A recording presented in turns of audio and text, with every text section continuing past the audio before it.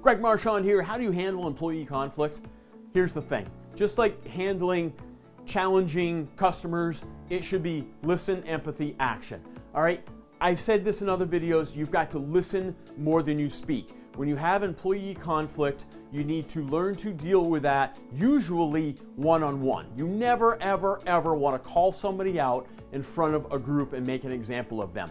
That will lead to poor organizational culture, poor shop culture. That will lead to higher turnover rates in your employees. Deal with employee conflict one-on-one. If it's a conflict between two employees, deal with each of them one-on-one and then bring them together and the three of you have a conversation.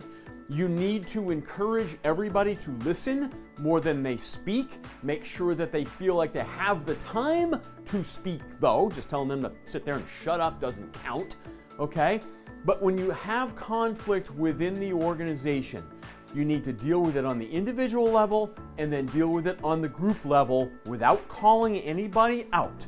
Be consistent with how you handle certain situations.